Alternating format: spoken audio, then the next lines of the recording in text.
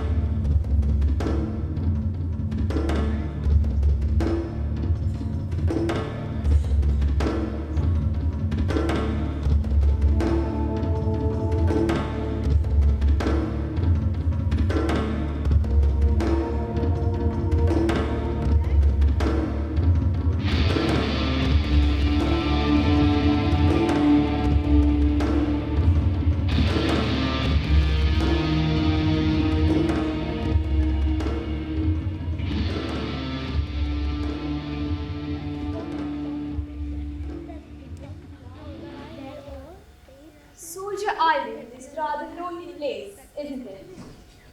I gather you've been invited here too. I've been called here to fill in the post of Mrs. Owen's secretary. Absolutely. Fellow St. Owens, wasn't it? Said I find the best food, the best drink, and a decent company.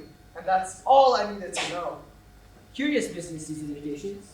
Mine came from a patient, at least I believed it so.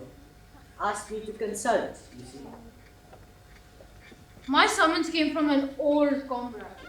Also the letter came. A reunion of sorts. One does not ignore such summons. The younger generation rushes about far too carelessly. I was invited here by a mutual acquaintance who I met at a summer resort. Ogden or Oliver, something like that. No matter. She assured me it would be a most godly gathering. Seems like an odd gathering, doesn't it? I received my invitation from Mrs. Owen as well, supposedly to observe certain matters of interest. And I trust that none of you are here under false pretenses. I hardly know what you mean. Nothing, just that I intend to keep my eye open. One cannot be too careful here. Well, quite the assault to report here. I was asked to lend a hand with a delicate matter. Confidential, you understand. I do hope Mrs. Owen proves worth the journey. I received my invitation from an old acquaintance, Constance Culmington. I haven't seen her in years. Extraordinary that she should summon me now. It's quite strange, isn't it? Each of us has been invited here, and yet none of us seem to know our hosts quite well. Perhaps modern hospitality takes stranger forms than it used to. Nonsense. Bound to be a jolly party. You'll see.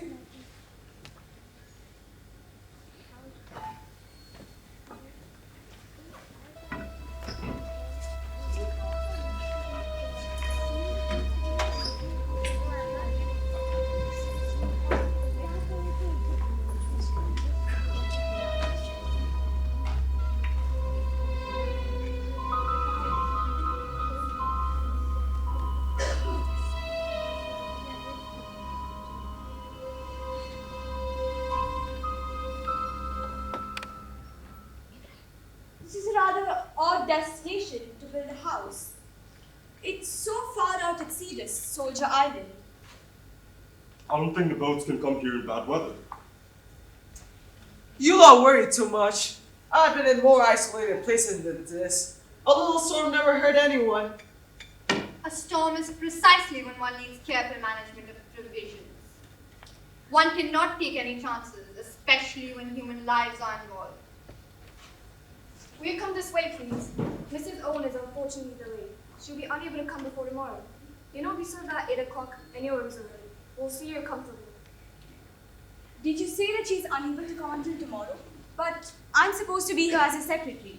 Are you sure there aren't any instructions left behind to me? Nothing at all. Only to see if you're comfortable.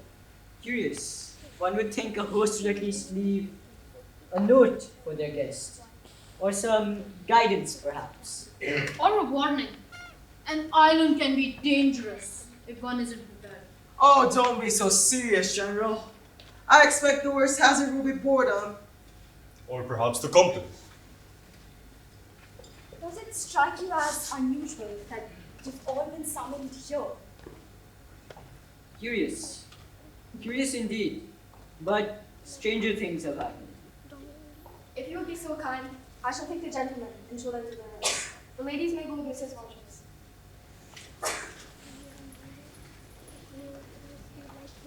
Well,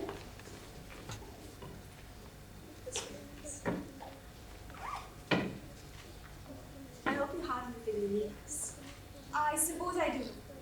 You'll ring the bell if you need it. Yes. Wait a minute. The staff here is just you and Rogers? Yes, miss. I'm a good cook. Roger's not a taste for us. I see. You may leave now. She's like a shadow and so frightened of yourself. What could she be so afraid of? This place is so unusual. What's this?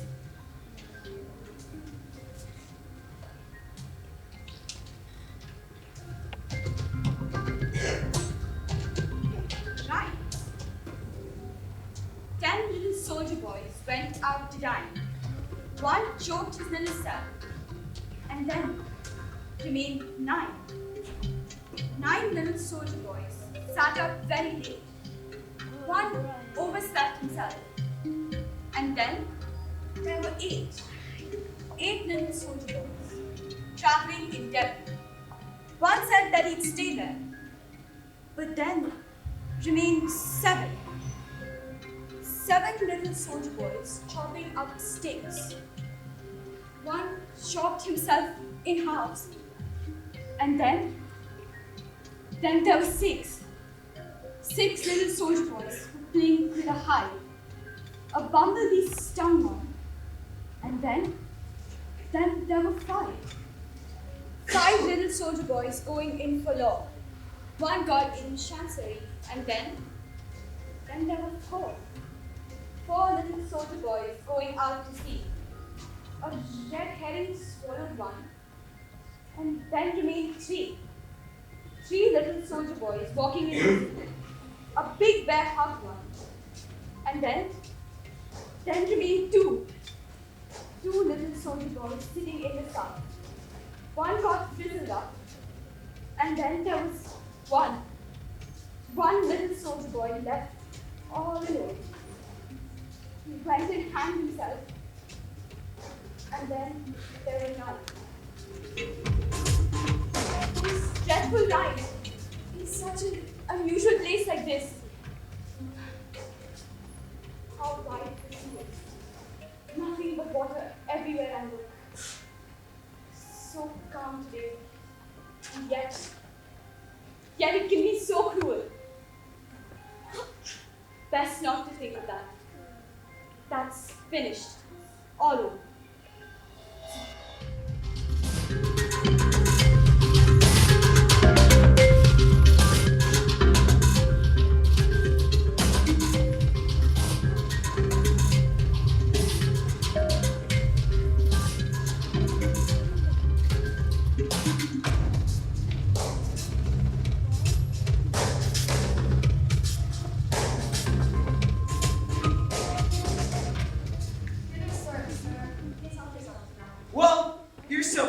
unusual gathering. Soldier Allen, I'll dare say, this will be a holiday to remember. Cheers. Indeed, and I only hope that dinner is suitable. One must always hope for that. But yet, it still seems curious that all of us are gathered here by letter, without knowing one another. Curious. That's an understatement. One does not ignore such summons. That's all that matters. I trust the house is well managed, properly managed, that is. One must observe propriety in all things, especially at the dinner table. I should think there are enough of us to provide entertainment. I do hope none of you are counting your calories tonight. One should enjoy one's food while they can. Amen to that. After all, what's a little indulgence on an island? Spoken like a man with nothing on his conscience. Oh, doctor, you wound me. I understand you were in India for the war.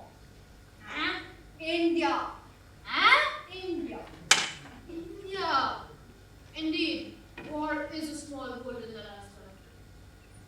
Mr. Blow, I heard you've been involved in police work.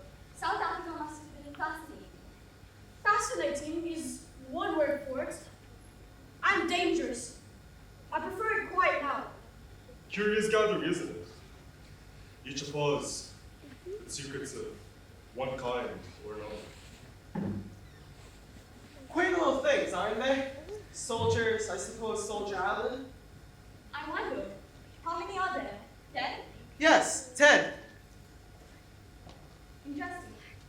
These seem like the 10 soldier boys from my university line. I found a letter in my bed. Mine too. And mine. A childish little rhyme, isn't it? Remarkably childish. How charming. An amusing idea from Mrs. Owen. Something of a joke, I suppose. Owen? Did you say Owen? Yes, I did. I have never met anybody named Owen. But, surely. Well, this is turning out to be the most extraordinary dinner. Extraordinary indeed. And the company. Fascinating. 10 soldier boys. And us.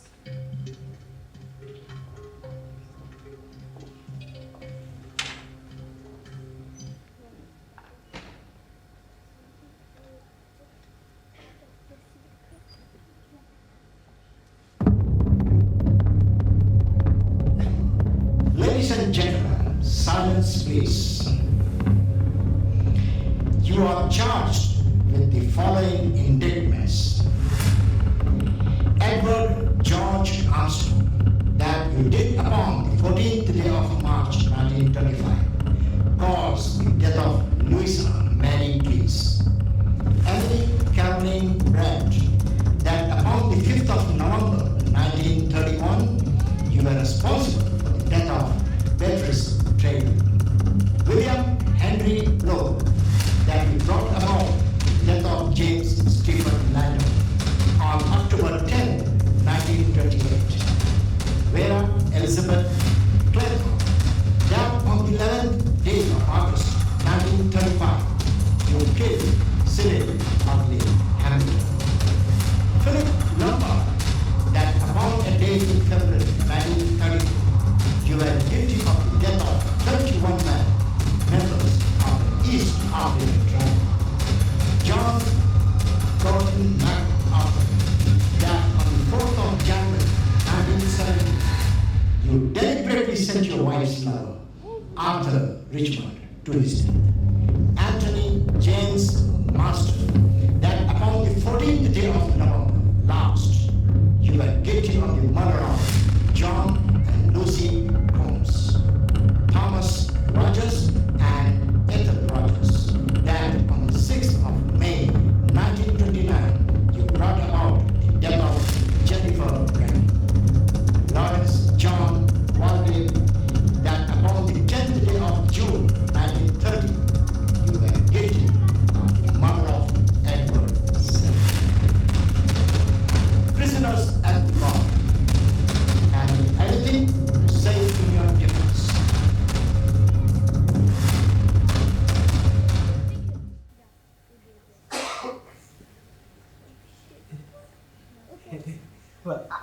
suppose this is a joke? A very ill-timed one, if it is. The voice. It sounded as though you were in the room. Ah, here we are.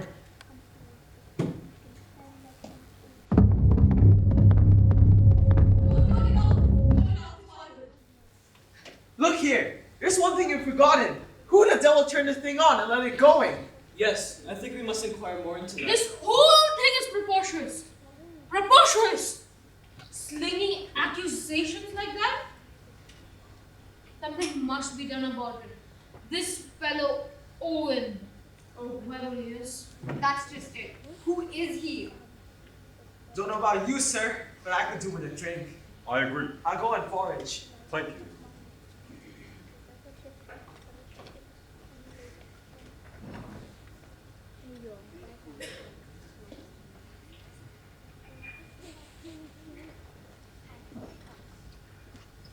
Here you go, sir. Rogers, we must get to the bottom of this. Who is this Mr. Owen? He owns this place, sir. Yes, I know that, but what do you yourself know of him? I've never seen him. My wife and I were engaged by letter through the agency in Plymouth. Old established firm. Have you the letter? Yes, sir. Fancy Christian names. Ulick, Norman, Owen. Quite a mouthful. A curious point. I suggest we pool what we know about the owner of this house. Let each of us explain how we came to be his guest. Well, I was invited here by a letter by an acquaintance I met this summer before. But the signature was unclear, Ogden or Oliver. Have you the letter, Miss Brent? Yes, here.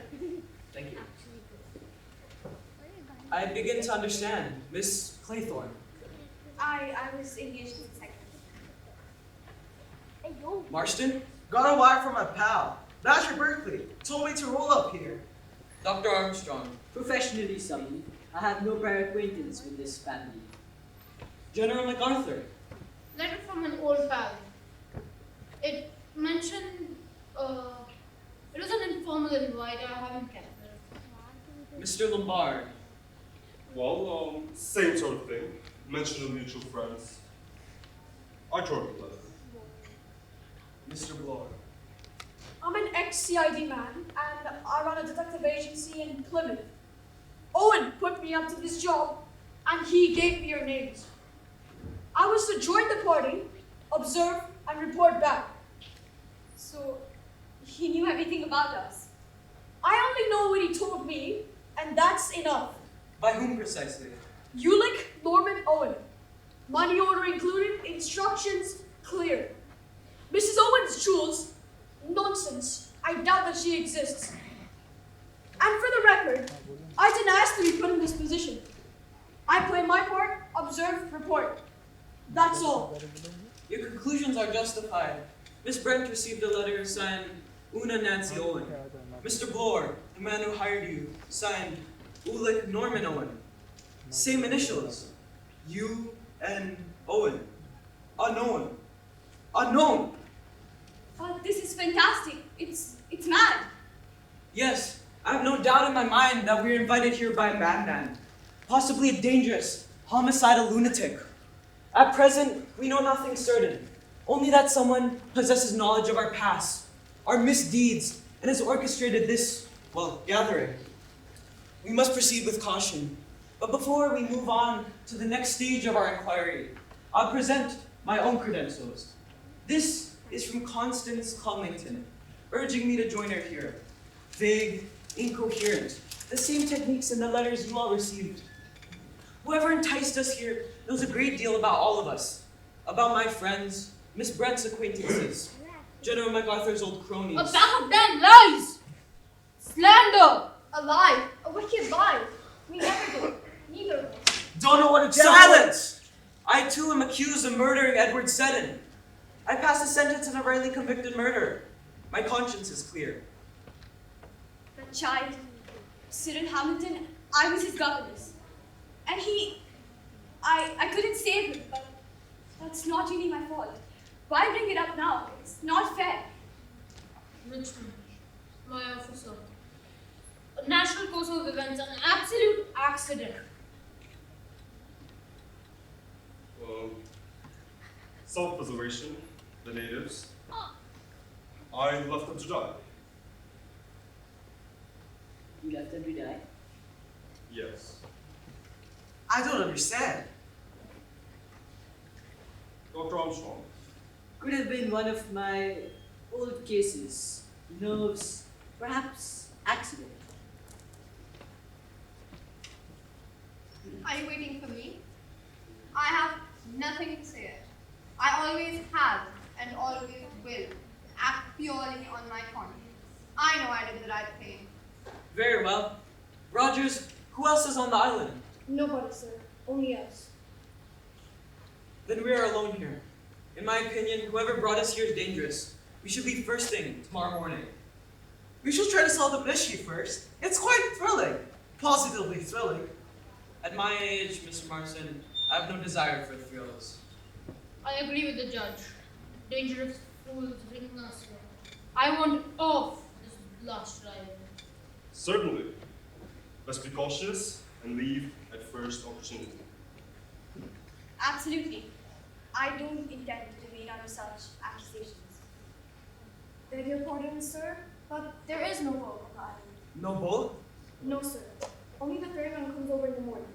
He brings the bread, the milk, the post, and takes orders. Then we must agree. Precisely. Tomorrow morning at first light, we can depart when the ferryman arrives. Until then, we remain here. Fine. But I want word with the ferryman at first light. Whoever's behind this will hear from me. And wisely so. But for tonight, we keep calm. Tomorrow brings the first light, and our first opportunity at escape. Well, I don't know about you old folks, but I could certainly do with a drink. Cheers, everyone. Cheers.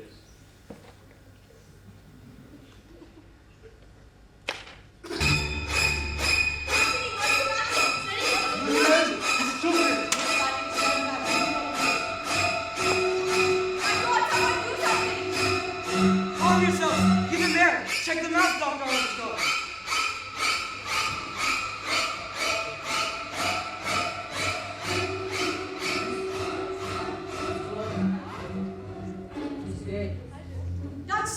That's impossible.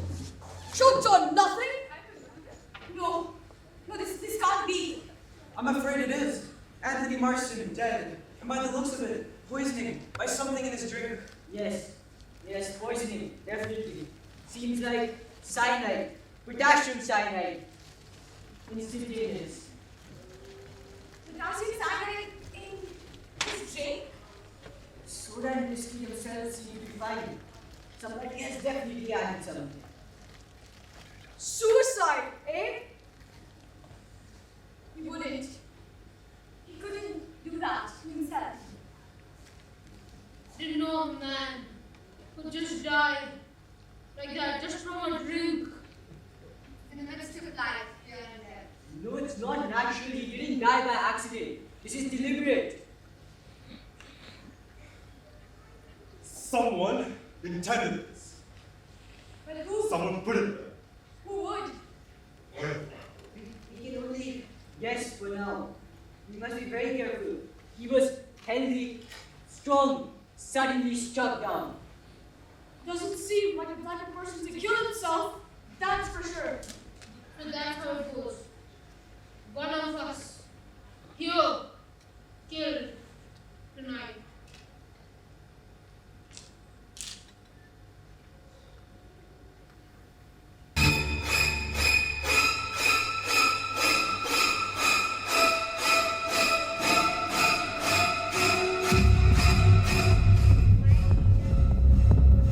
Little soldiers' boys went out to dine. One choked his little self, and then death time.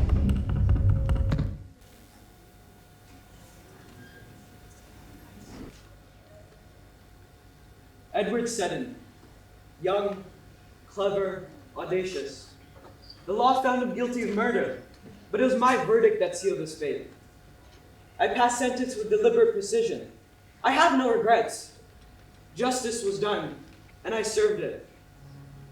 Yet sometimes I wonder if the weight of life in my hands ever leaves a man. Young boy, Sir Hamilton, I was his governess. Once, he wandered off too far, and the oceans claimed him. And I was too late. The inquest cleared me, but that guilt of having let a child run, that never left. Even though the world said that it was just an accident, I knew that I had failed him. A boy, once so young, so strong, was now nothing. What if I'm next? What if I drink something that's poison too?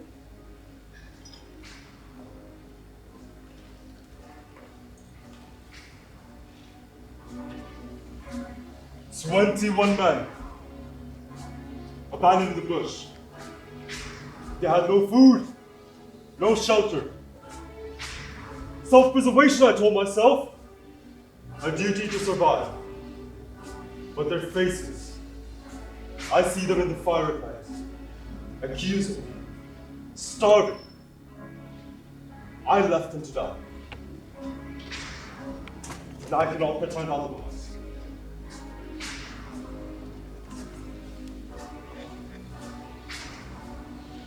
Arthur Richmond. I sent him on an investigation, knowing the danger. Orders were followed, and he died.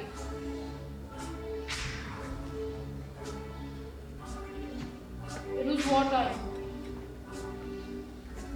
Was it murder? Perhaps. But I got a duty. I still can't get the image of his body from my mind.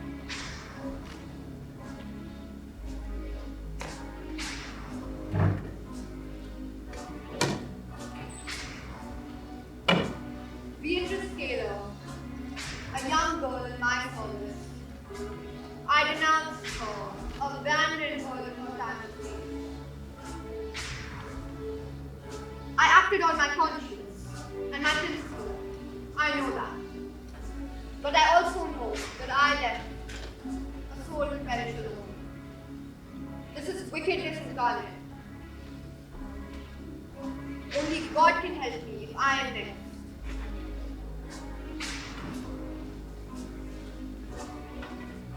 Louisa, please. I was negligent, intoxicated, possibly overworked. My hands failed me on the table. She died during surgery. The law exonerated me. The hospital forgave me.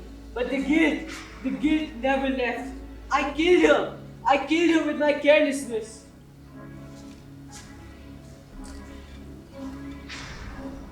James Landor, a criminal I chased, a life I helped end.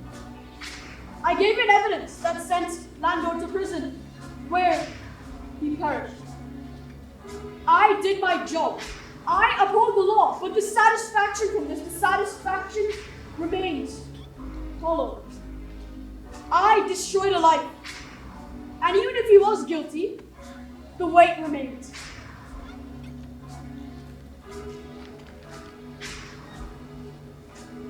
Jennifer Brayton, a patient, frail, ill.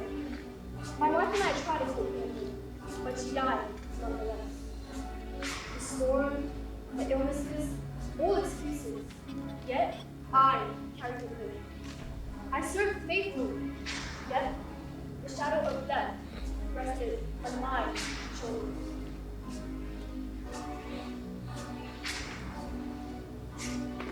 Jennifer Brayton. I was very weak. I nursed her, all that was touched. Still, she died. Could not save her.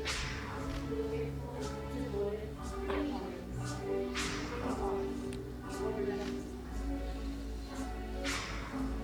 And so it begins.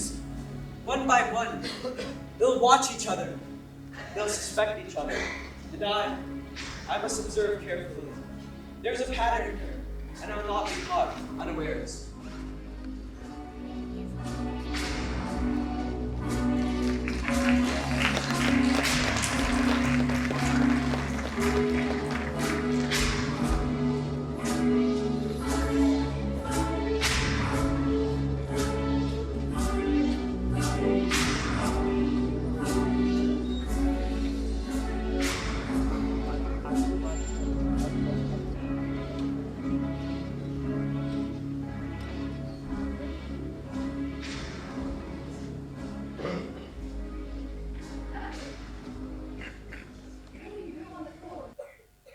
We have work to do.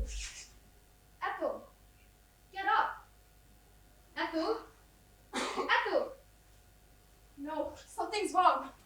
Doctor! Doctor! What? My wife, she won't wake. Please do something. Let me check.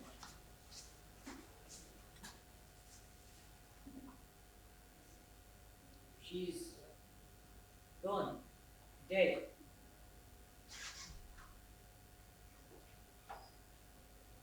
Is it the heart, doctor?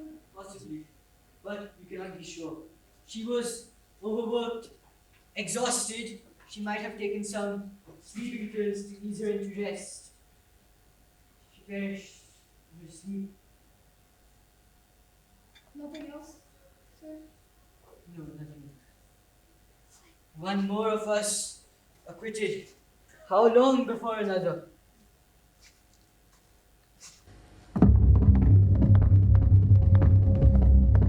Nine little soldier boys sat up very late. One overslept himself, and then there were 8. You may excuse any shortcomings this morning. Rogers has done the best he can to lay breakfast single-handed.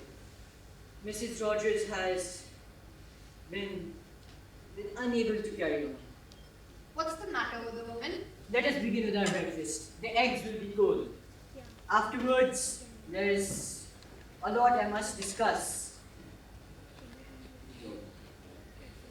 You know, it beats me. Why that young fellow would do himself in? I've been worrying about it all night. Got any alternative theory? Well, I want some proof to start with. Motive to begin with. I should say that he was well off. I wanted to wait until we were done with breakfast, until I shared with you a sad piece of news. Mrs. Rogers died in her sleep. She died? How often? 2 deaths since we've come here. Very remarkable. What was the cause of death, Doctor? Impossible to say offhand. She was a nervous-looking teacher, and she had a shock last night. Could be heart failure, perhaps. Her heart certainly failed to beat. But what caused it to fail is the question. Conscience. What exactly do you mean, Mrs. Brent? You all heard it. She and her husband were accused last night of murdering their employer, an old lady, Jennifer Brady. Anything? I think it is true. The accusation must have shocked her, having the truth of the wicked action exposed to all of us, to the world. She must have died quite literally from fear. It's a possible theory, but we would need to know more about her cardiac history to make such. Call it, if you will, an act of God. That's carrying things a bit too far, Mrs. Brent. You believe that God cannot strike down the sinners on this earth. I do. My dear lady, in my experience of ill-doing, providence leaves the work of conviction and chastisement to us mortals, and the process is often fraught with difficulties. There are no shortcuts. What did she have to eat or drink last night before she went to bed? Rogers informed me she had nothing, but I do believe she took some sleeping pills. Sleeping pills. Interesting. She didn't take anything else? A glass of water, a cup of tea. I bet she took a cup of tea.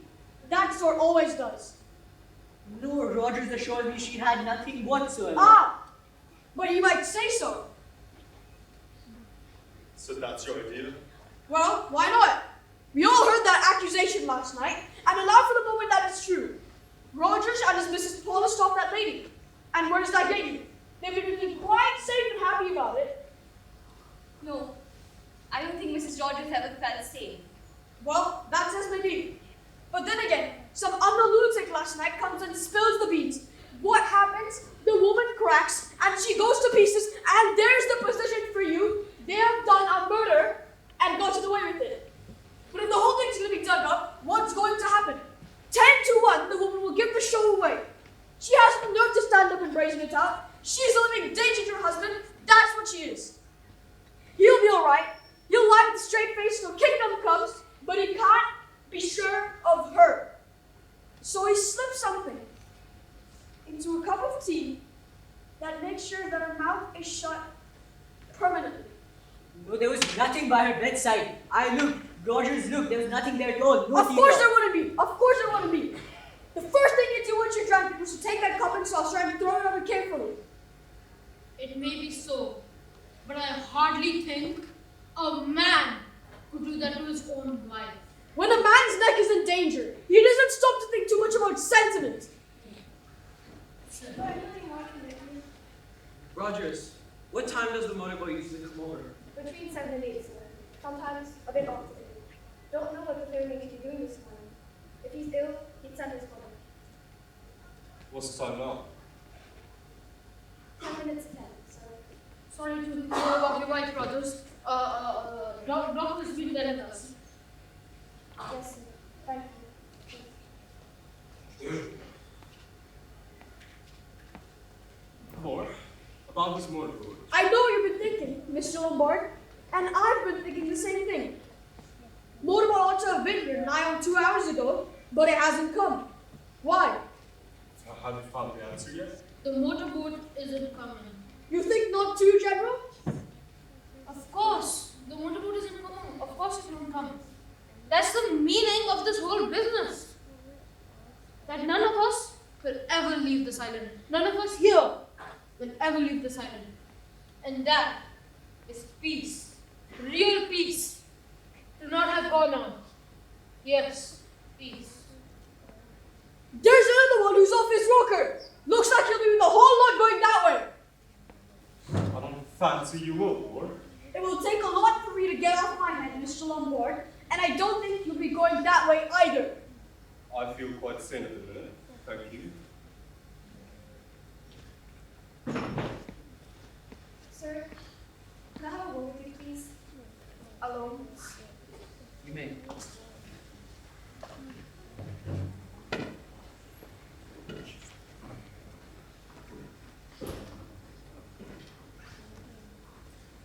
So tell me, what is it?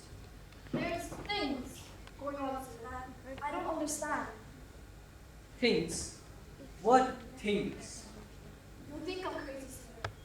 You say it isn't anything. But it's got to be explained, sir. It's got to be explained. Because it doesn't make any sense. Well, stop speaking in riddles. Just tell me what it is. It's those little figures, sir. In the middle of the table. The little china figures. 10 of them there were. I'll swear to that. 10 of them. Yes, 10. We counted them last night at dinner. That's just it, sir. Last night, when I was clearing up, there wasn't but 9, sir. I noticed it and thought it clear, but that's all I thought. And now, sir, I didn't notice when I was clearing up. I was upset and all that. But now, sir, see for yourself if you don't believe me. There's only 8, sir. Only 8. It doesn't make any sense, does it? Only 8.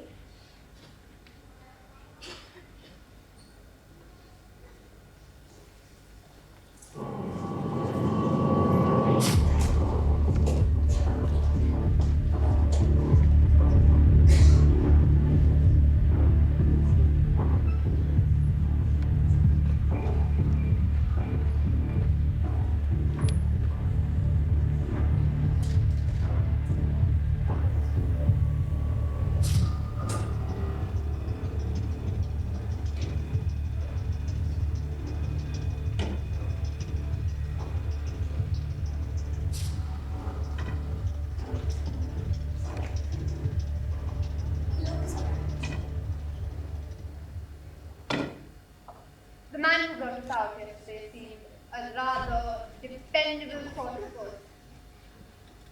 Surely it is quite strange that he may not be here today. I just want to get away from this place. I've no doubt we all do. It's so extraordinary. Like, there's no meaning in it at all, don't you think? I suppose not. Well, I'm quite annoyed with myself for being so easily taken in by it all.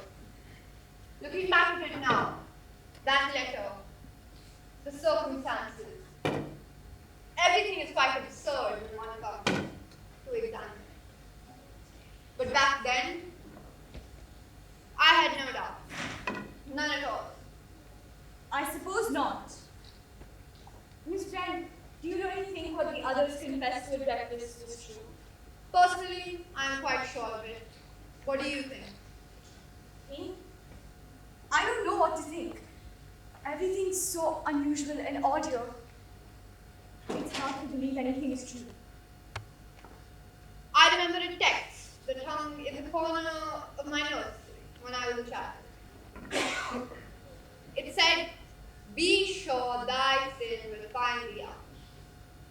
And I think of that right now. It's so true, especially with everything that's been going on. Be sure thy sin will find thee out. But then, Miss Brent, in that case... Ah, I understand you now. Well, there is that case of the Solemn Bar, who admitted to killing 20 men in Saturday by negligence. The other cases, though, I find quite absurd, far-fetched, ridiculous even. Take the case of the judge who was only doing his duty in the eyes of the court. And of course, there's my case as well. Naturally, considering the circumstances, I did not consider it a fit subject to discuss for gentlemen. You didn't? No, I did not. That girl, Beatrice Taylor, she was in service with me. She was my maid, you could say. She was not a nice girl, as I would find out far too late. I was very pleased with her. She was very clean and willing. It was a while before I found out all of that was the sheerest hypocrisy. She was a loose girl with no morals. Disgusting. It was a matter of time before I found out she was what they call in trouble. What happened? Naturally, I did not keep her for an hour under my roof. No one can ever say that I condone immorality. The abandoned creature, not fit with having one sin on her conscience, committed a still graver sin. She took her own life. She killed herself? Yes. She threw herself into a river. But then, what was your reaction when you found out? I mean, weren't you guilty and didn't you blame yourself? I had nothing with which to reproach myself. But what if your heart was drove her to it? It is not my duty to indulge in weakness. It was her own fault. She drove herself to it. If she had behaved like a modest, decent, God-loving young woman, then none of this would have ever happened. I suppose not. I dare say that there's no motorboat this morning. That must fit in Mr. Owen's physical arrangements. This Soldier Island, it seems, is to be entirely isolated until Mr. Owen's done with his job. You do realize whoever this Mr. Owen is, he must be a raving lunatic. But there is one they didn't realize. Whoever they are. That is? This island is made more or less of bare rock. It shall be short work searching. We shall soon ferret out this UN Owen But this unknown, he's going to be dangerous, won't he? Yes, he will be dangerous. But when we find him, we too will become dangerous.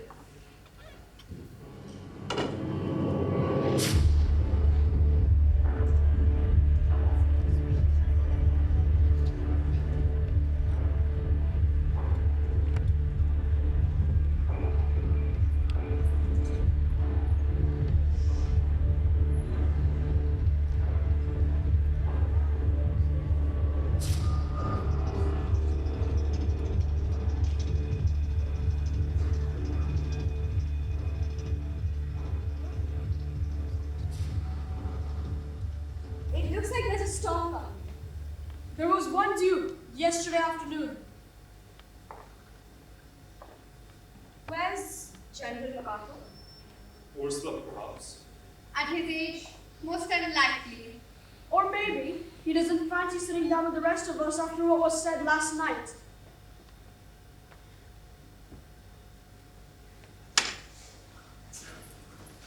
He's dead. What? General Agatha, he's dead. He's dead? 8 little soldier boys traveling in Devon.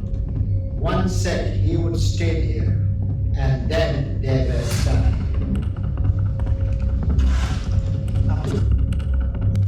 Well, doctor, what was the cause of death? Seems like a heavy blow to the back of the head. This wasn't an accident. It wasn't a heart attack. This was murder. Murder! 3 gone. And the killer still sits here among us. And maybe the killer's you. Or you, ex-inspector. You sit down, Mr. Bloor. Violence will not help us. We are being punished, one by one, for our sins. Punished? No, Miss Brent. This is murder. It's human deliberate murder. One of us is doing this. Just so, Miss Clithorne, one of us. Enough recrimination. The facts alone will serve. The possibility exists, though the probability may not be high. It is there. And much depends on who made the attempt. The appearance of Miss Brent or Miss Claythorne delivering a message would have raised no suspicion. Even the rest of us, myself, Mr. Lombard, Dr. Armstrong, though unusual, would have been received without alarm. And all of this said gets us where? The truth, Inspector. One of us committed the crimes. That's all we can say for certain. And yet, we sit here, pretending innocence, while 3 are already gone. Don't you see? It's not about pretending. It's about survival. One of us in this room is the murderer. And yet, here we all are, sitting in this room, waiting for the next strike. How long before another one falls? The killer is careful, precise. We must be equally cautious. Watch everyone and trust no one. The guilty will reveal themselves. They cannot hide forever. Let that be our guiding principle. Be alert, be wary, and be cautious. The truth lies in observation. Nothing more and nothing less. We've discussed enough for now. Go and be careful to your rooms. I'll be keeping my eyes open. Any sign of movement, I act. I shall check the supplies and make sure all of the doors are locked.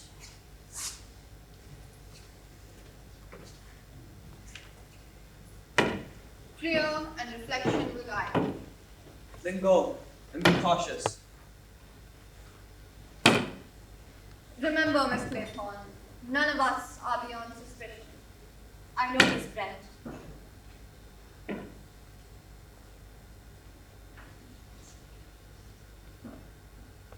Well, Miss Claythorne, seems we're alone at last. Alone? That doesn't make me feel any safer. But it does make the conversation more interesting, do you not think so? I'm in no mood for games, Mr. Lombard. Fair enough. But someone has to talk while others hide behind closed doors. I guess. Can you believe it? It's one of us. One of us is the killer. Logically, yes, and yet it feels impossible. It's like this nightmare I can't wake from. 3 murders, no doubt about that. If you did suspect one of them, who would it be, Mr. Lafleur? Let's eliminate ourselves first. I'm not the murderer. You strike me as sane.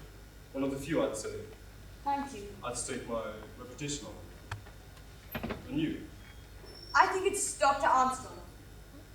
2 deaths were poison, and he's the only one here with medical knowledge. But I doubt he had any time to record it, unless he moved impossibly fast. Not then.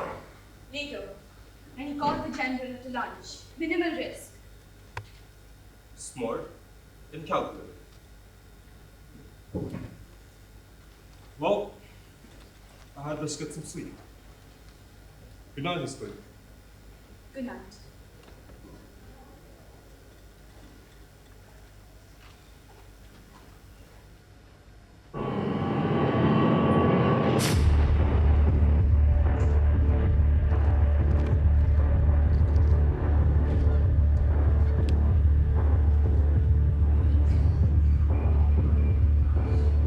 Time has come to do something about this.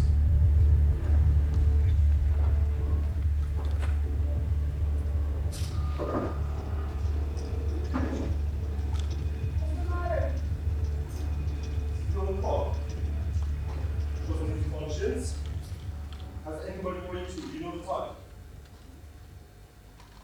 25 to 10. Who knew I could sleep like that? Where's Rogers? He's missing. Not in his room. Fire not lit, no candle. Rogers wood. Yeah. Where can he be? Out on the island. I'll go look for him and see if the others know anything. Alright.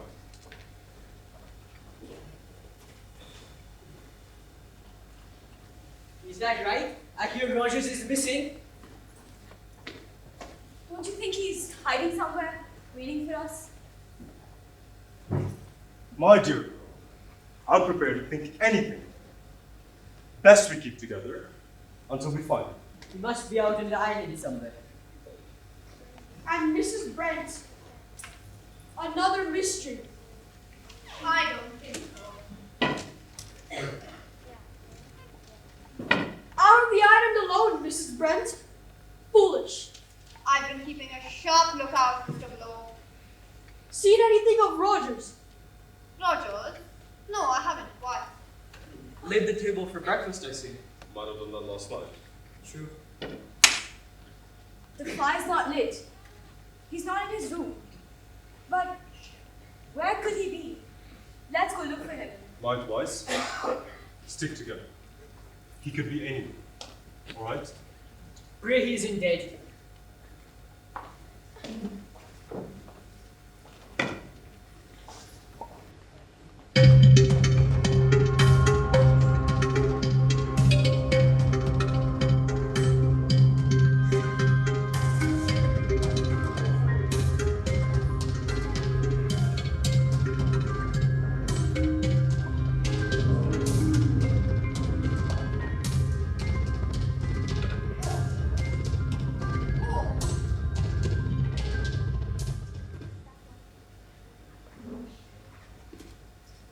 He's dead.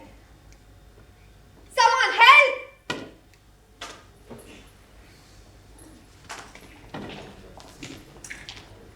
Rogers, he's... Dead. Murdered. How could someone do this? This is monstrous. The wound, it matches the chopper. It seems like somebody has cut him. So it begins again. The killer is among us.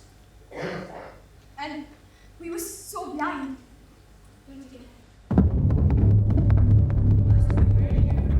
Seven little soldier boys chopping up sticks. One chopped himself in halves and had their sex.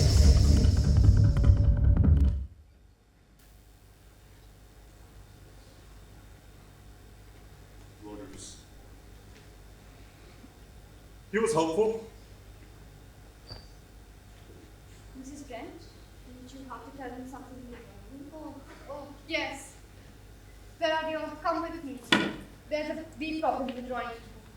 I shall return to my quarters. You know what I think of, sir? Well, as you were just about to tell me, what's the point of guessing, Blower? What if it's Mrs. Brent herself? What on earth do you mean? Well, it's just the point. Perhaps Mrs. Brent is as she is. She did not come when you called and claimed to be out watching the sea. What if this is all a trick? She tricks us into her emotions. Perhaps you wanted to be the one that finds the body. All spinsters are genuinely like that. I think the murderer of Mr. Rogers would take great care to be in the midst nowhere, not causing such a scene. But you're missing the point, aren't you, Mr. Lombard? If Mrs. Brent was innocent, she wouldn't be wandering about the island. She'd be dead scared to. Perhaps. Perhaps not. But I, for one, do not quite think all women are capable of doing anything. You may think of all women as old narcissist hags, but I, for one, quite think that Mrs. Brent is incapable of doing anything, least of all, being murdered.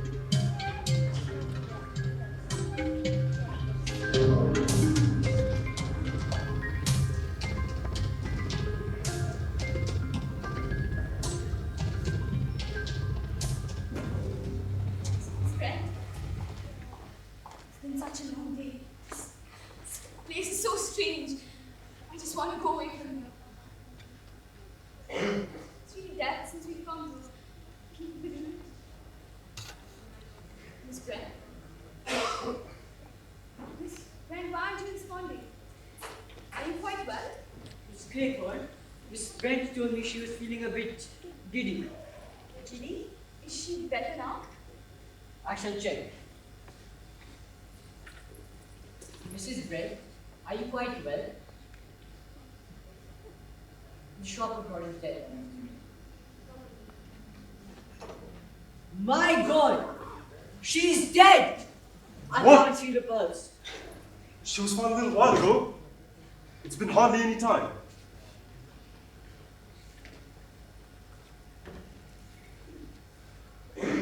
How did she die?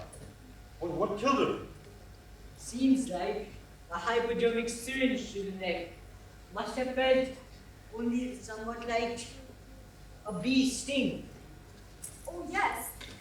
She did mention something about bees to me in the drawing room this morning. Seems like there's a bee on the window pane. But this bee can't be a coincidence. Well, that's the point, isn't it, Wargrave? This isn't a coincidence. It is the murderer's choice of a touch of color.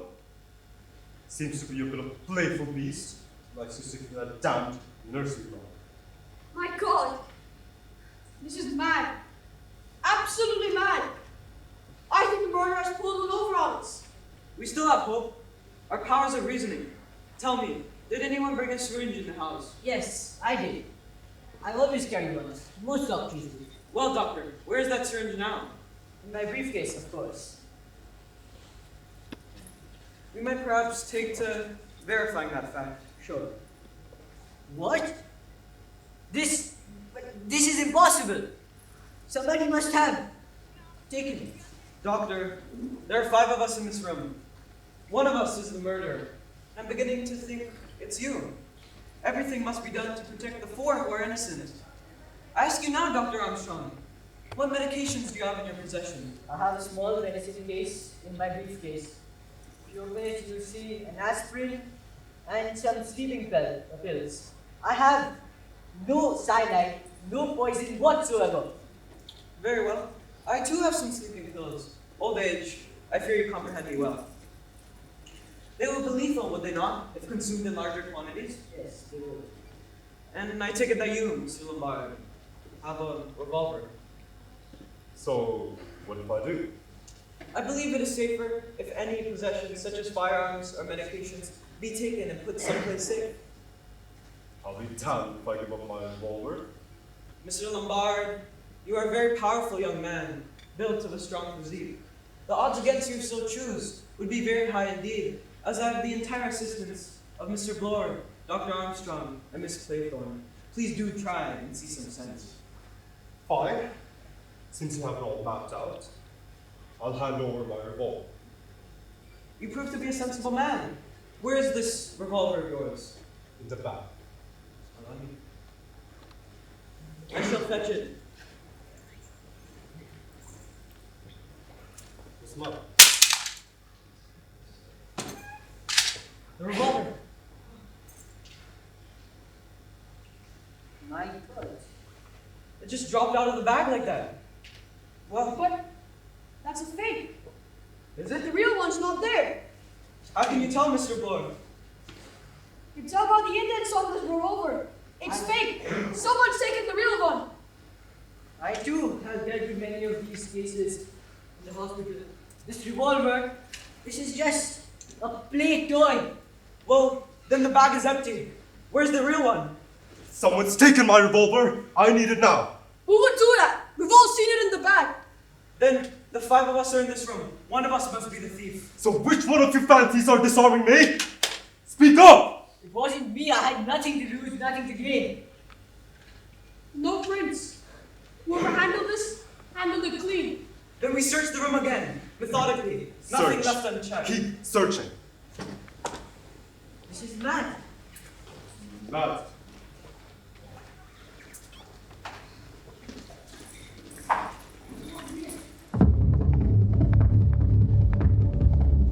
Six little soldier boys playing with a hive, a bumblebee strung one, and there were 5. It's not here. It's gone. It's gone. Someone's taken it. And whoever took it wants to be powerless or scared. Possibly both. Then we must assume the possessor is among us. We can't be safe, even for just a moment. Whoever this is clever. He knew the revolver, he had the fake. We must be vigilant at all times. And bold. Very well then. We must stay to our rooms and keep our doors bolted. We only come out together to eat and nothing else. Do you understand? Yes, I agree with you. Very well.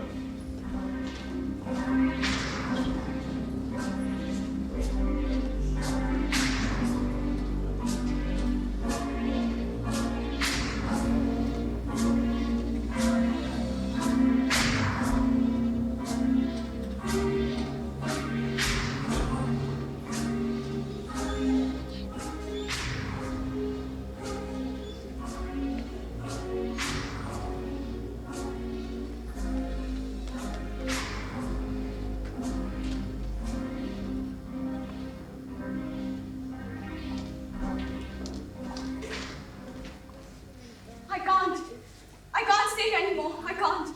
This is getting to my head. I can't stay here anymore.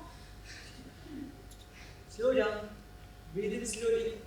In through the nose, out through the mouth. You're alive now. You're safe. I heard the scene. I heard it roaring. I felt it was coming. Hallucinations, exhaustion, nothing else. Nothing to worry about.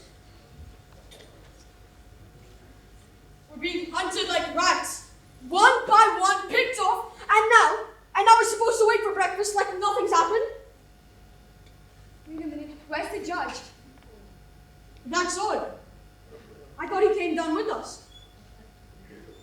Odd indeed. He was behind me. He's old, slower. I'm troubled. We'd better look. Yes. Pray he isn't dead.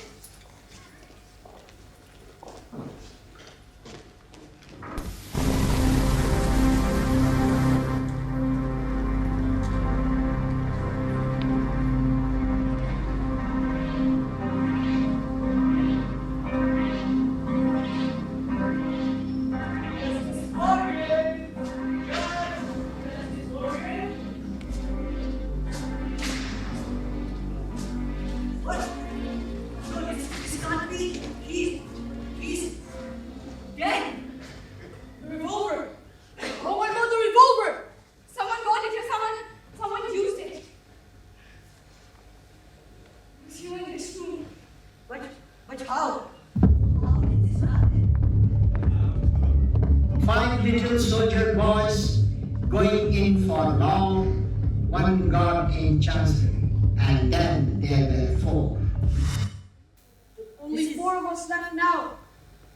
Who will be the next? Where did he get? This is impossible. A damned clever double cross, that's what. While we were all tearing apart about calling out to the storm, and our own voices echoing throughout the house, someone slipped away. Quick, clean, and knocked him off dead. Not a sound. Not a shot. You wouldn't have heard a thing, Inspector. This was timed so perfect. Our own voices were echoing throughout the house. This was the perfect moment. But the killer will need a new game. He probably will. I keep desperate. We must remain in our rooms. It may feel like a prison to be in there alone, but better a prison than a coffin. Very well. Each of us keeps to his rooms. And God help the one that breaks the rule.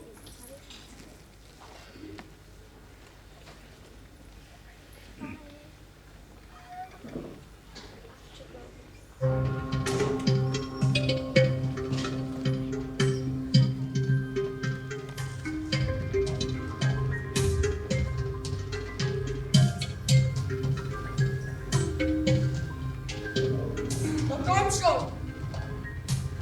Dr. Armstrong, open up! Dr. Explorer, open the door now! Dr. Armstrong, open the door right now! Doctor, this is your final warning!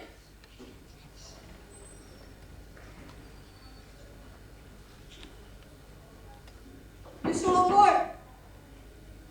Mr. Lombard, open up! What's the matter? It's Armstrong. He's not in his room. Not in this room. What do you mean, boy? I knocked.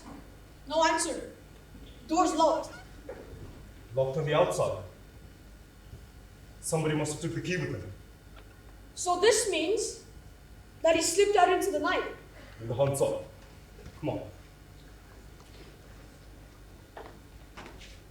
Girl, what are you doing at this hour? You shouldn't be awake. I couldn't sleep. I was just taking a walk. What happened? Where are you going? Armstrong's missing. Okay, there's nothing to worry about. You stay in your door. You stay in your room. Keep your posted, all right? You don't come out unless you hear both me and Bo together. Not one of us, both of us. Do you understand? Yes. All right, both sides.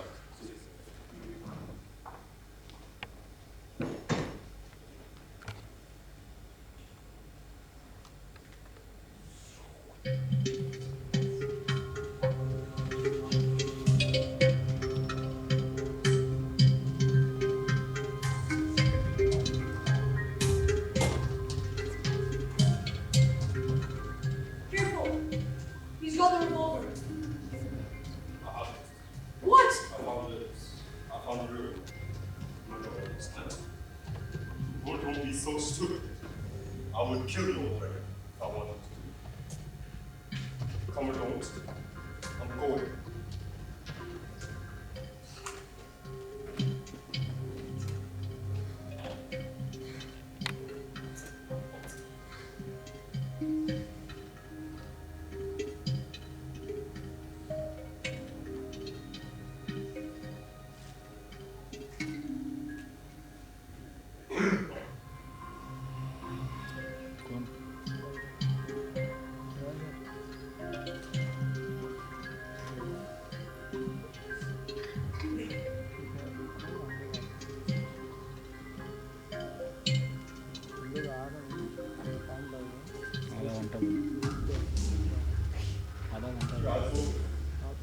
I don't see the body of the woman. Give it time, give it time. Just keep your eyes peeled, alright? Keep it anywhere. Something's not right. Right. Let's head back. Let's head back.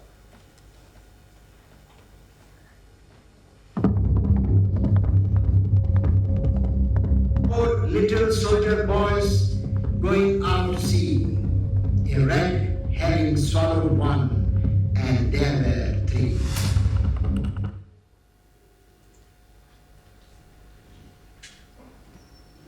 Alright?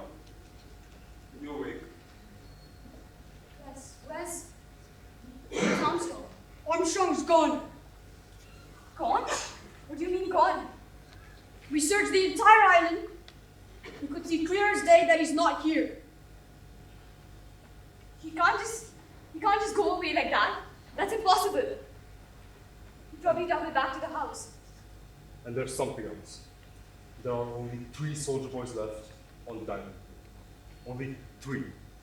3. So that means he's dead. We have seen no body. Until we do, I say that he's still breathing out there somewhere. He's dead, or smarter than the rest of us. Think whatever you want. Don't you see that rhyme? It fits perfectly. A red herring swallowed one. That's it. He's not gone anywhere. Then the sea swallowed him. Simple. Dead or alive, it means danger either way. You don't understand. Nothing here has happened by chance. Every death fits that nursery rhyme. He's not gone, he's just waiting.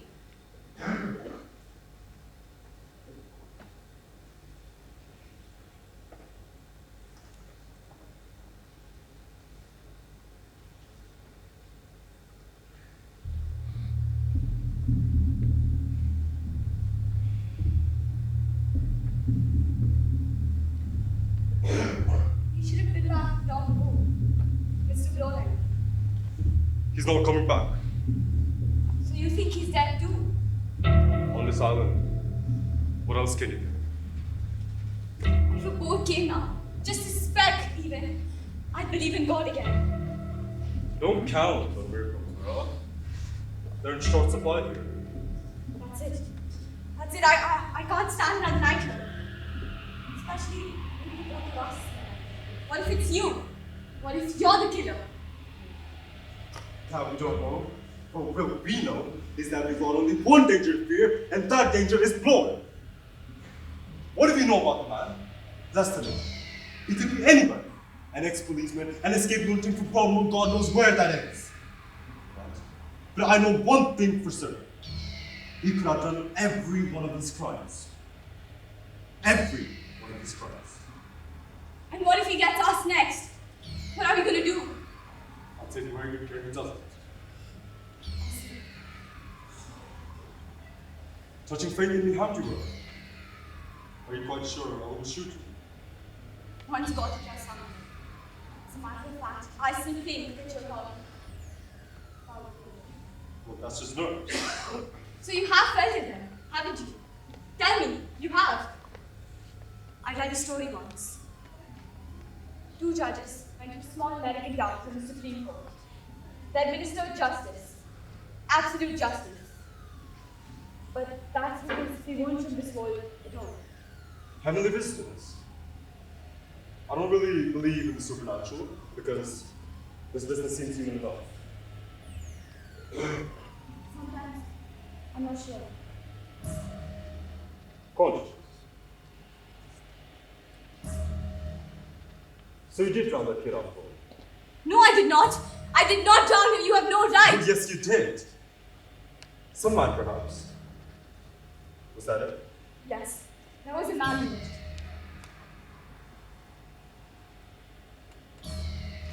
Thanks.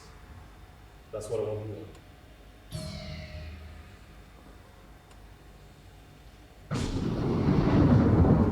Sure that? Was that an earthquake? No? I thought I cry. Where did it come from? I'm not sure. Let's go and check.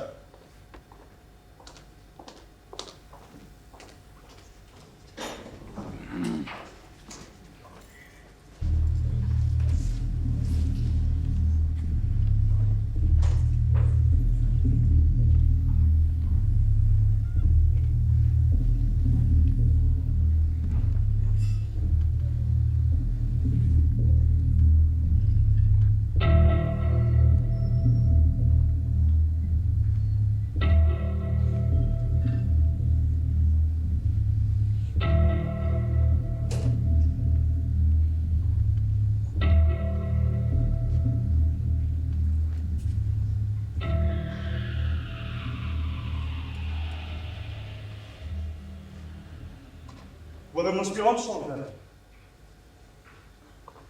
You were right, Miss Clayton. Whose windows was that above? That window is mine. And that clock above my mantelpiece was shaped like a bed. Shaped like a bed. Well, this tells it. I'm sure he's in hiding somewhere in that building. I'm going to find him. Don't be a fool. It's us next. He wants us to look for him. He's counting on it. But we went over the house with a fine-tooth comb. We have to find him. He could be hiding anywhere. If you didn't find him yesterday, you won't find him today. That's common sense.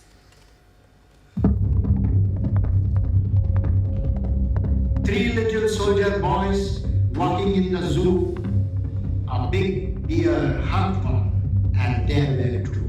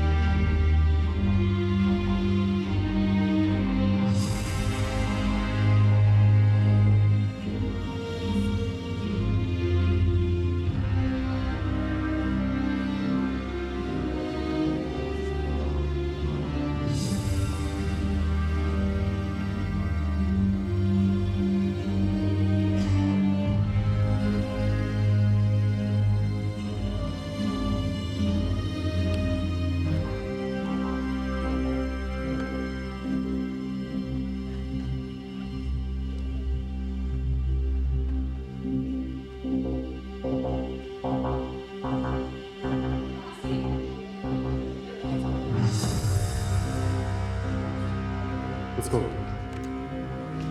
After you.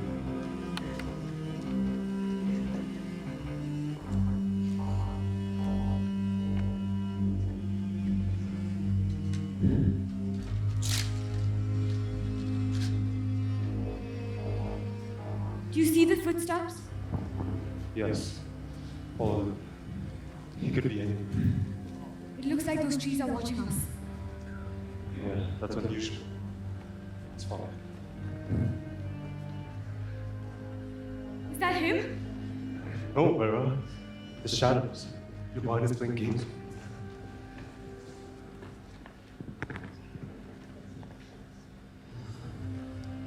Wait. Are you okay? It's fine.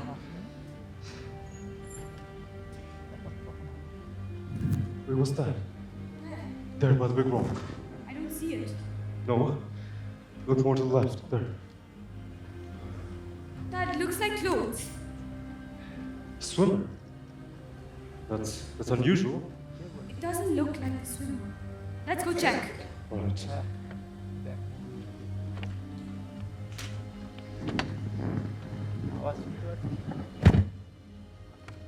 It is clothes. It's not clothes, Lombard. It's a man.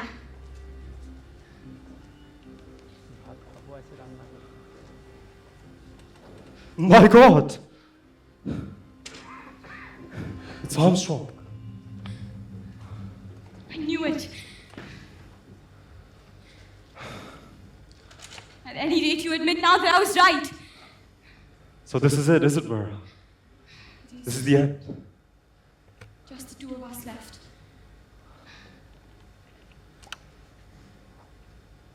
You were right. It's Armstrong. That bear, how is it done? A sleight of hand. A conjuring trick. This is it. Just get the body out of here first, at least. All right.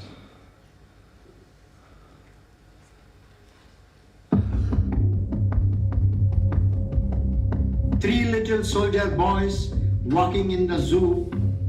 A big bear hugged one, and there were two.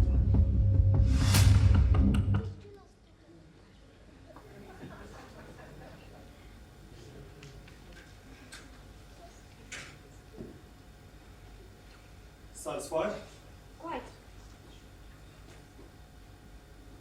Where's mine? Where's my revolver? So that's your pity? A neat trick, wearer! Stealing while I hold the dead weight. It wasn't difficult. Give it to me now. Wearer, this is not the time to be playing games. You'd like that, wouldn't you? Hand it over, wearer. This is not funny. This is not funny at all.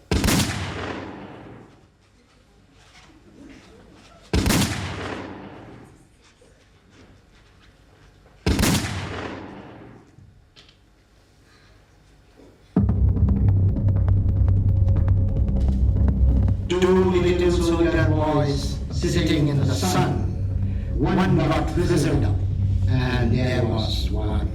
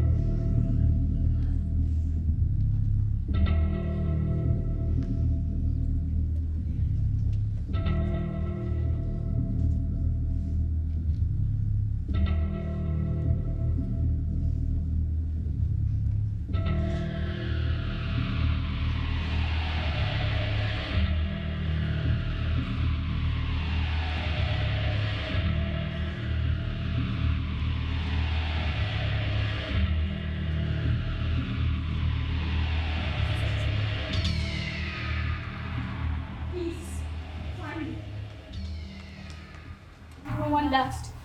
No shadows surrounding me. I'm alone at last. I'm so tired.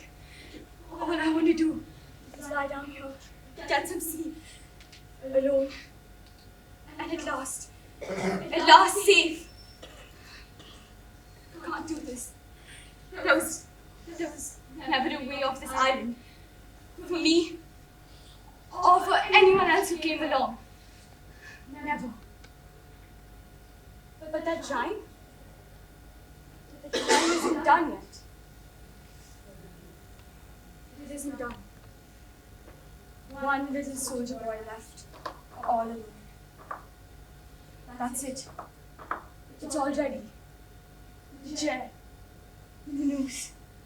No one left but me. I was never meant to escape. The time demands the end. Not a winner. Not a survivor. Only the last.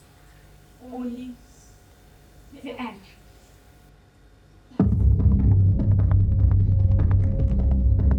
Two little soldier boys sitting in the sun. One got frizzled up, and there was one.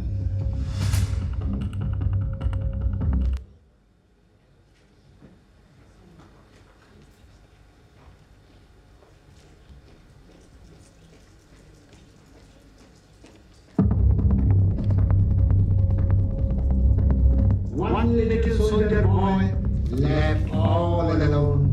He went and hanged himself, and there none.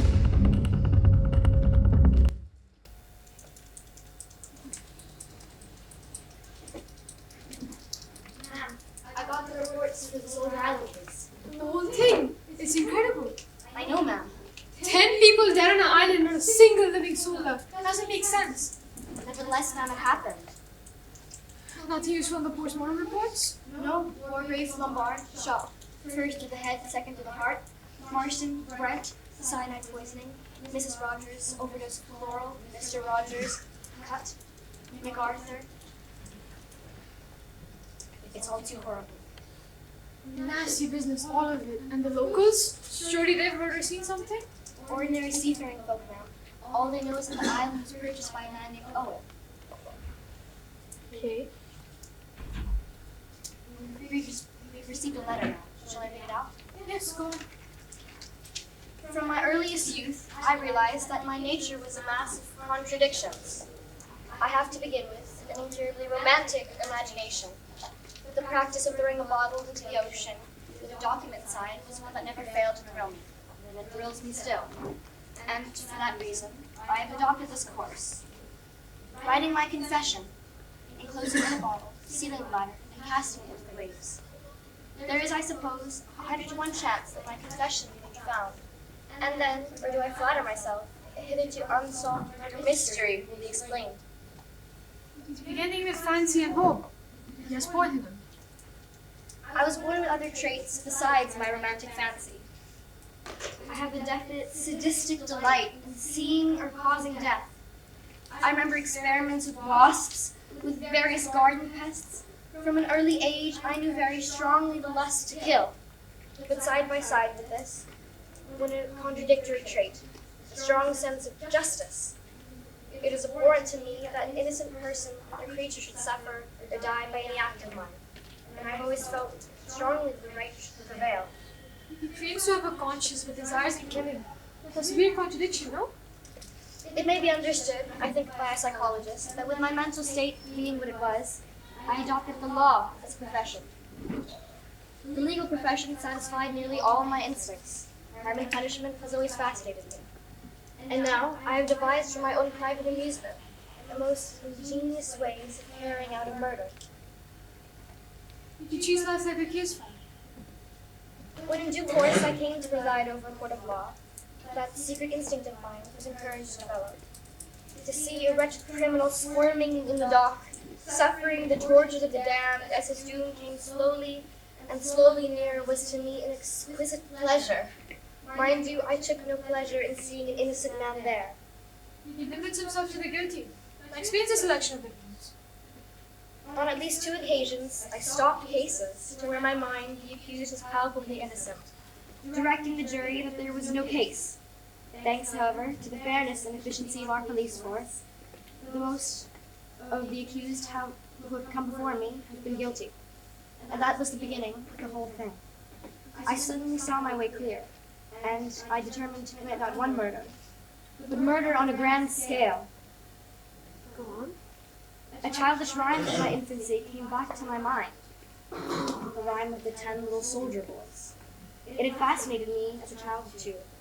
The inexorable diminishment, the sense of inevitability. I began secretly to collect victims. A nursery rhyme guiding his actions? I won't take up space here by going into the details of how this was accomplished. I had a certain routine line of conversation which I employed with nearly everyone I met, and the results were surprising. Anthony Marston and Mrs. Rogers died first, the one instantaneously, the other in a peaceful sleep. Marston, I recognized, was a type born without that feeling of moral responsibility we all have. He was immoral, pagan. Mrs. Rogers, I had no doubt, had acted very largely under the influence of her husband. General MacArthur met his death quite painlessly. He did not hear me come up from behind him, and I had, of course, to choose my time for leaving Paris very carefully. But everything was successful. And I killed Rogers on the morning of August 10th. He was chopping sticks for lighting the fire and didn't hear me approach. And in the confusion attending the finding of Rogers' body, I slipped into Lombard's room and extracted his revolver. I knew that he would have one with him. In fact, I had instructed Morris to suggest as much when he interviewed him. And at breakfast, I slipped my last dose of chloral into Miss Brent's coffee when I was refilling her cup. We left her in the dining room, and I slipped in there a little while later. She was nearly unconscious. It was rather easy to inject a strong solution of cyanide into her. The bumblebee business was really rather childish. But somehow, it pleased me. I liked adhering as closely as possible to my nursery rhyme. He admits to taking pleasure in causing death. He's a sickening person. It was then that I intimated to Armstrong that we must carry our plan into effect. It was simply this. I must appear to be the next victim. That would perhaps lie like a murderer, and at any rate, once I was supposed to be dead, I could move about the house and spy upon the murderer. You pretended to die to flesh out a murder. Interesting. A little plaster of red mud on the forehead, the red curtain and the wool on the stage was set. The lights of the candles were very flickering and uncertain, and the only person who would examine me closely was Armstrong. It worked perfectly. Miss Claythorne had screamed the house down, and when they all rushed up, I took my pose of a murdered man. They laid me on my bed, and nobody worried about me. They were all too deadly scared and terrified of each other. I had a rendezvous with Armstrong outside the house at 1:45. I took him up a little way behind the house on the edge of the cliff. I said that here we could see if anyone else approached us, and we wouldn't be seen from the house, as the bedrooms faced the other way. He was still quite unsuspicious, and yet he ought to have been warned. If only he had remembered the words of the nursery rhyme. A red herring swallowed one, and he took the red herring all right. And now came the moment that I had anticipated. 3 people who were so frightened of each other, and one had a revolver. Anything could have happened. I watched from the windows of the house when Lord came up alone, and I had the big marble clock poised and ready. Except Lord. Lord. From my window, I saw Vera Claythorne shoot Lombard, a daring and resourceful young woman. I always thought she was a match for him and more. As soon as that had happened, I'd set the stage in her bedroom. It was an interesting psychological experiment. Would the conscience of her own guilt, the state of nervous tension consequent of having just shot a man, be sufficient, together with the hypnotic suggestion of the surroundings, cause her to take her own life? I was right. Vera Claythorne hanged herself before my eyes, where I stood in the shadows. And for the last stage, I came forward. I picked up the chair and set it against the wall. I found the revolver at the top of the stairs where the girl had dropped it, and I was careful to preserve her fingerprints. And now, I shall finish writing this. I shall seal it in a bottle and throw it into the sea. Why? Well, it is my ambition to invent a murder mystery that no one could solve. But no artist, I now realize, can be satisfied with art alone. There is a natural craving for recognition, which cannot be gainsaid. And I have, let me confess it, in all my humility, a pitiful human wish that someone should just know how clever I've been. Signed, Mrs. Lawrence Wargrave. Wargrave. The judge, the well-known judge who told us who lived and who died, he wrote his crimes and signed his name. He wrote the deaths. We worked with this man. He was writing it as if he signed our own verdict. The only applause he ever gets is in the jail. I guess the case is done.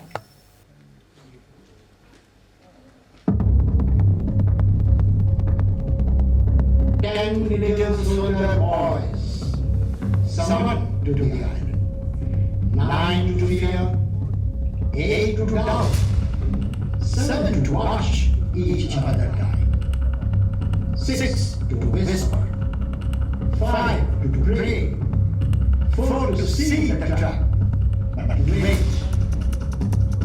3 little soldier boys, each marked for gate, 2 to fight, 1 to weep, and none left alive. Justice was served by death itself. Their crimes were written long before they stepped upon the life. The sentence waited only for the hand that dared anybody. For the law of men follows, the law of conscience in the mouth. The word of God, I will not. 10 nights for 10 nights.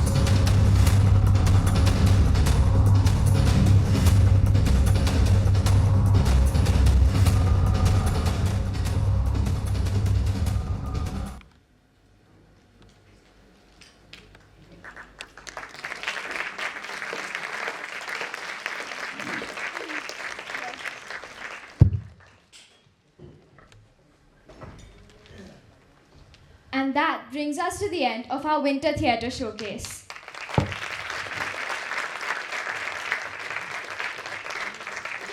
We hope you enjoyed both performances and were able to follow along the stories and feel the suspense and share the humor and excitement of the evening. Please can we have one final round of applause for the entire cast and crew. They stepped into each role with such commitment and such perseverance. It is truly commendable. First, we would like to acknowledge our cast for the City of Fools and the Mad King.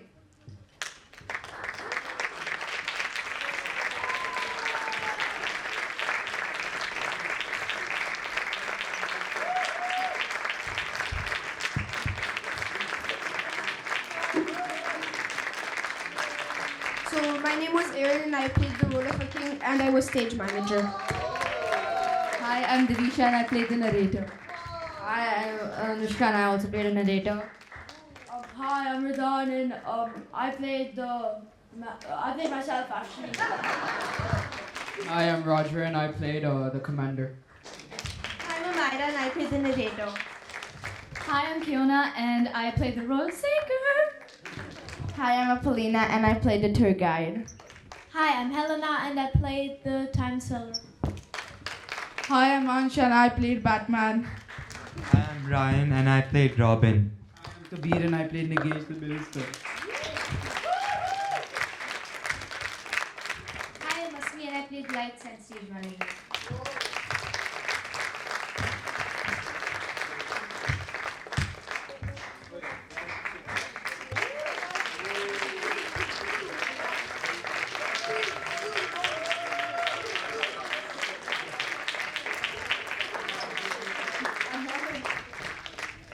And now, the excellent cast of our second performance, And Then There Were None.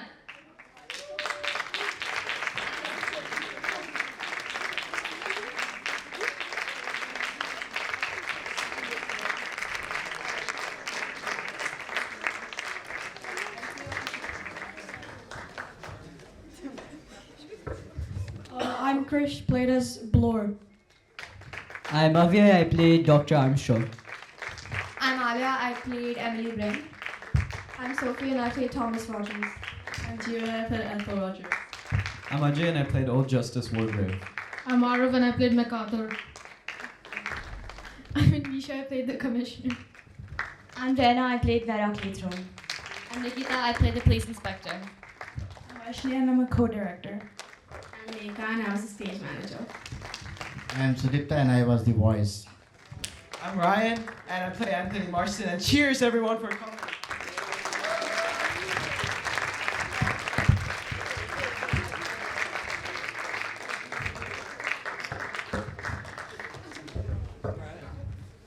I'm Uday and I play Philip Lombard. Thank you. Thank you for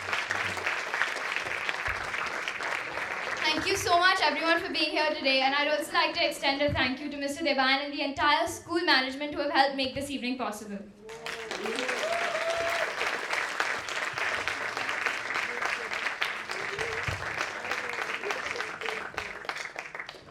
Thank you.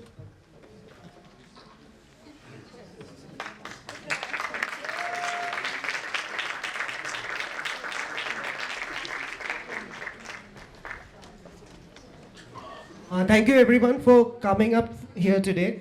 I know it was a long evening. There was some problems while we were setting up the second play. So because of that, the evening got delayed. I would like to call Mr. Joel to say the vote of thanks.